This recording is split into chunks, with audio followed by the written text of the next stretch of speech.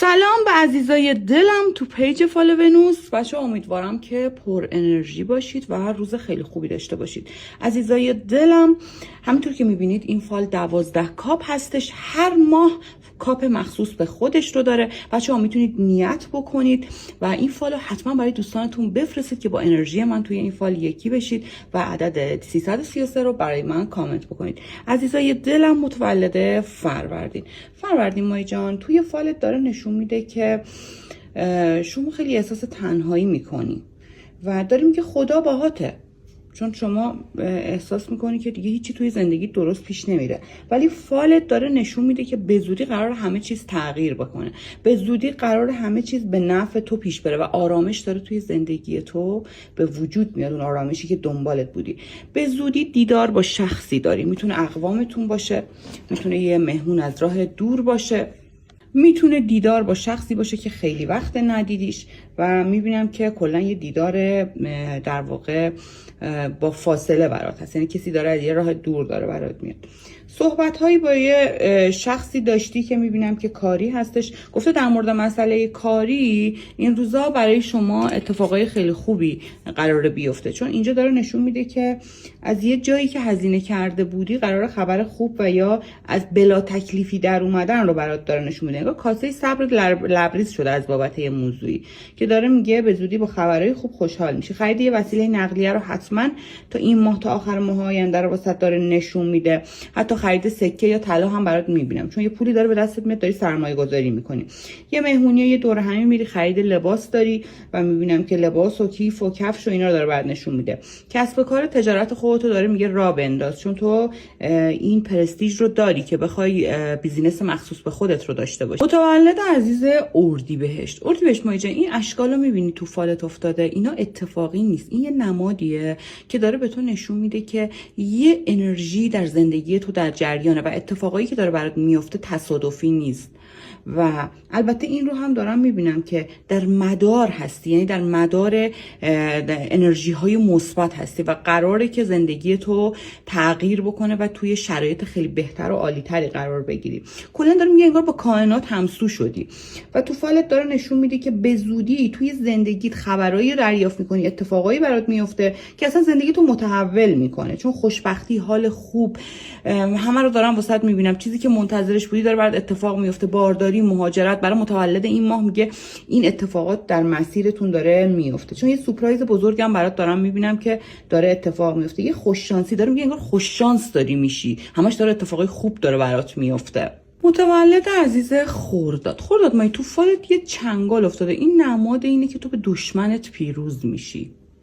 تو به آدمایی که بهت بدی کردن گفته کارماشونو پس میدن و تو پیروز میشی توی این رقابت. حالا فرقی نمیکنه، این رقابت میتونه یه رقیب عاطفی باشه، میتونه اصلا یه رقیب توی خانواده یا اطرافت باشه که گفته توی این رقابت تو پیروزی. ببین گفته یه پول مثل ارث، میراث، یه برنده شدن توی قرعه کشی. میبینم که پولی به دستت میاد و یه چیزی که دوست داری میخری. ببین شخصی داره از گذشته به سمت تو میاد و میبینم که این شخص انگار با دعاهات مستجاب شده. گفته این شخص داره به سمتت میاد. گفته یه خانم یه قدم بزرگی داره برات برمیداره. حتی 2 نفرم دارم میبینم دارم بهت پیشنهاد کار میدن. جمع شدن دور دوستان رو برات دارم میبینم. به زودی دور همی میری. متولد عزیز تیر ماه میبینی این گوشه فالت آی انگلیسی افتاده. میگه کسی به این اسم توی زندگی تو حضور پیدا میکنه یا در گذشته تو بوده، داره برمیگرده. درگیری همچین اسمی که اول حروف اسمش کلمه آیه، اصلا میتونه حتی وسط حروف اسمش هم باشه. میگه که این با یه همچین اسمی تو در واقع توی فالت به روشنی دیده میشه. ببین توی فالت یه نمادی افتاده که نماد پاداشه، نماد گرفتن یک هدیه بزرگ گرون قیمت رو داره برای تو نشون میده. ببین یه پیشنهاد دوستی برای مجردین دارم میبینم، یعنی گفته ترک یک رابطه و شروع یک رابطه رو داره برای شما نشون میده.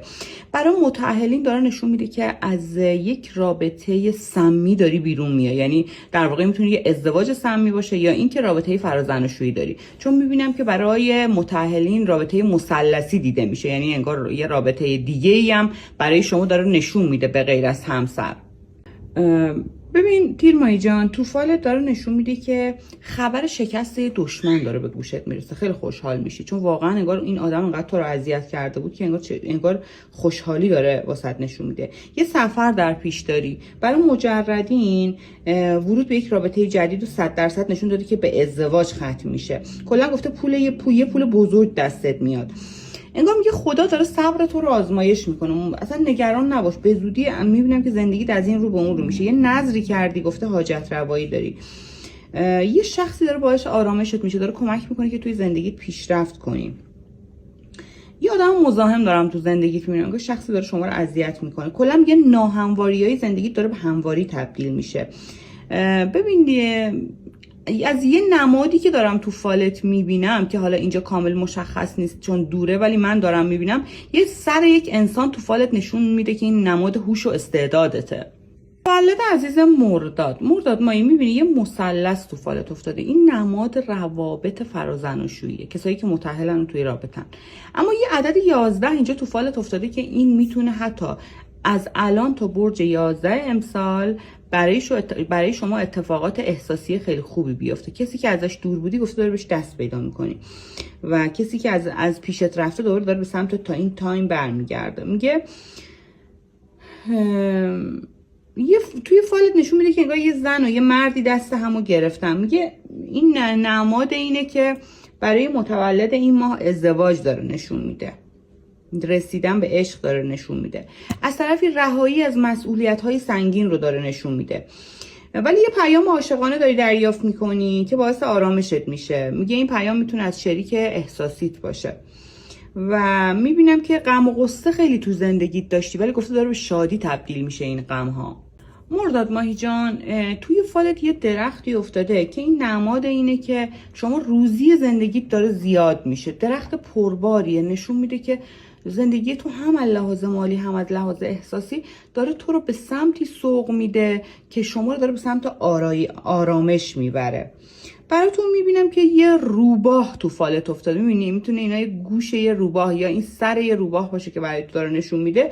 این نماد اینه که یه شخص هیله‌گر داره توی فالتو در واقع داره نشون میده که این نماد در واقع ورود یک شخص در واقع بدجنس یا آدمی که رو راست نیست رو داره توی زندگیتون نشون میده. یا یه نماد مثلا متساوی الاضلاع که این ور فالت هست که این نشونه اینه که موفقیت مالی و خوشبختی داره به سمتت میاد و پول زیاد داره به سمتت میاد. میگه قلب پاکی داری و تو از این نون تو داری از این قلب پاکت میخوری. مولد عزیز شهریور ماهی میبینی یه کلاه تو فالت افتاده. این نماد اینه که جایگاه و مقام داری بهش میرسی. گفته رسیدن به جایگاه مقام رو داره برات نشون میده. مخصوصا تو فصل زمستون این نماد خیلی نماد خوبیه. نماد پشتکار خودت رو هم داره نشون میده. یعنی داره میگه خودت پشتکار داشتی که به این مقام رسیدی. از بالا همینجوری وسط ول نشده که بخواد یه دفعه بیفته تو دامنت. میگه آینده‌ای که در انتظارته ارتقاء پولی و در واقع معنوی رو برات داره نشون میده. میگه آدمی هستی که هم معنوی هستی هم مادی. این خودش خیلی خوبه. در کل داره فالت تو رو به این هوشیاری میرسونه که آگاه باش و به کارهایی که داری میکنی کاملا مسلط باش. آقایی که دوستت داره بهت ابراز علاقه میکنه، حتی در مورد آقایون هم این قضیه صدق میکنه که خانومی دوستتون داره. شخصی بهتون ابراز علاقه میکنه یا پیشنهاد عاطفی دیده میشه. اگه متأهلی داره میگه بهتره که بی‌مورد با همسر یا با خانواده بحث نداشته باشی. مولد عزیز مهر ماه، یه پوزکویی تو فالت افتاده. این نماد اینه که دست از لجبازی، دست از یه دنده بودنت بردار. چون زندگی تو دچار چالش کردی با این مسائل، کلا غم و غصه آوردی واسه خودت. ولی میبینم که تو روزهای آینده یه مسئله پولی شما رو خوشحال میکنه. یه مسئله کاری هم ممکنه باشه که خوشحالی داره واسط نشون میده. کلا گفته یه موضوعی به گوشت میرسه که کاری سرمایه گذاریه، ولی گفته احتیاط کن. تو فالت یه بشقاب غذا افتاده که این نماد برکته. یه شخصی که متولد فصل پاییز هست به تو کمک میکنه تا تو بخوای زندگیت رو ارتقا بدی. ولی در کل گفته که لحاظ سندی بیشتر داره برات نشون میده که میگه انتقال یک ملک رو داره برات نشون میده و امضای سند رو برات داره نشون میده. میگه شخصی که قدرتمنده به تو کمک میکنه تا تو رشد بکنی. مهر ماهی، از طرفی هم تو فالت داره یه نمادی یا نشون میده که نماد عشق و قدرته. یعنی توی زندگی تو وارد یه رابطه‌ای میشی یا رابطه‌ای که جدیداً وارد شدی، گفته این رابطه‌ای که آینده داره و به تو عشق و قدرت میده. کلا نماد در واقع کار رو هم تو فالت داره نشون میده، یعنی پیشنهاد کار، شراکت تو کار و شروع یک کار و پشت کارت رو داره نشون میده که داری توی این کار موفق میشی و نشون میده. کلا گفته که سفر میری که میبینم این سفر خیلی بهت حس آرامش میده. در کل کارات داره کند پیش میره، ولی 100% این کندی به نفع توه. خیلی خودتو با نه خیلی یه وقتایی خودتو با دیگران مقایسه میکنی و همین موضوع یه وقتایی باعث میشه یه قدم به عقب برداری. خودتو با خودت مقایسه کن، نه بعد دیگران. یه وقتایی یه کارایی میکنی که خلاف میل خودت، حتی بعدش میشینی خودتو سرزنش میکنی. ولی در کل میگه یکم اخلاقات رو اصلاح بکن.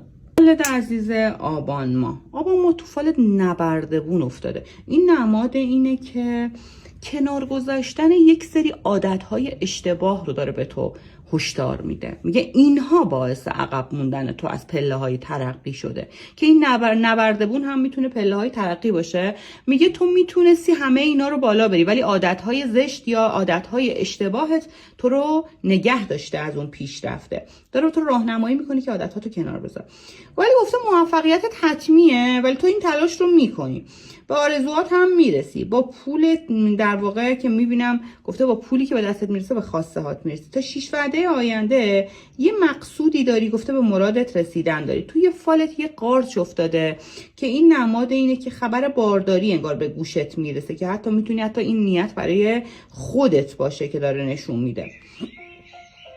و از طرفی هم اینجا داره نشون میده که آبان ماهی، از طرفی هم اینجا داره نشون میده که دعوت به یک عروسی، خبر غیر منتظره، میبینم اینجور چیزا داره به گوشت میرسه. اما میبینم که انرژی های مثبت داره به سمتت سرازیر میشه. یه مدتی یه انتظار انگار داره تو رو از بین میبره، فکرت، ذکرت، خواب شبانت و همه چی تو به هم ریخته. ولی میبینم که یه پولی به دستت میرسه که شروع یک پیشرفت باعث میشه که تو سرت گرم بشه و این انتظار برای تو کم رنگ بشه. کلا دلخوریهات میبینم کنار داره میره، داری به آرامش میرسی. ببین یه کار دادگاهی اداری دارم برات میبینم که گفته درگیری، دادگاهی، یه زندانی، یه همچین چیزایی تو فالت داره نشون میده. داره میگه به زودی نتیجه دلگرم کننده رو داره برات نشون میده که گفته مدت ها تلاش کردی و خلاصه نتیجه میگیری ازش. گفته نتیجه دادگاهی که گفته به نفعته، یا یه امضایی که گفته به نفعته و شما این امضا رو میگیری. متولد عزیز آذر ماهی، یه چیز غیر ارگانیک دارم تو فالت میبینم، یا یه راه دعایی رو رفتی یا برات رفتن. ولی گفته که ببین 3 تا ستون تو فالت افتاده. این نماد اینه که 3 نفر توی زندگی شما رو حمایت میکنن تا با اوج خودت برسی. رویاهای خیلی قشنگی تو سرت داری، آدم خیلی رویا بافی هستی، آدم خیلی خیال بافی هستی، اما انرژی مثبتی هم داری که داری یکی پس از دیگری به آرزوهات میرسی. حس حسادت دیگران رو نسبت به تو میبینم. موفقیت های جدید داره برات نشون میده. پول خیلی گنده‌ای داره به دستت میرسه. این روزا خرید طلا داری و پیشنهاد یه کار جدید رو برات دارم میبینم که قبول میکنی و گفته قبول کن. به زودی خبر خوش موفقیت آمیز رو گفته داره به سمتت میاد. یه کار زیبایی داری انجام میدی که مطلوب واسط و یه سری موفقیت هایی که گفته امیدت رو به آینده زیاد میکنه. یه شخصی داره پشیمون به سمتت برمیگرده. کسی یه درخواستی رو از تو رد کرده، یعنی از کسی درخواستی داشتی که رد کرده، گفته پشیمون میشه. متولد عزیز دیماه یه فنجون تو فالت افتاده. این هم دسته فنجونته، میبینی؟ این نماد اینه که در آینده این نه چندان دور، یعنی به زودی یه خبر مثبت و شیرین بهت میرسه و این خبر بیشتر مالی هستش. میبینم که حتی انگار با کسی نشستی داری یه چایی میخوری، یه قهوه‌ای میخوری، انگار با شخصی که حتی دوستش داشتی هم این کارو داری انجام میدی. روابط احساسی یه سطح جدیدی رو داره تجربه میکنه. ورود به یک رابطه جدید رو برات دارم میبینم. اگه کسی اذیتت کرده جلو چش تاوانش رو پس میده. یه سری درگیری‌ها دارم میبینم که گفته به یه شکل عالی به نفع تموم میشه.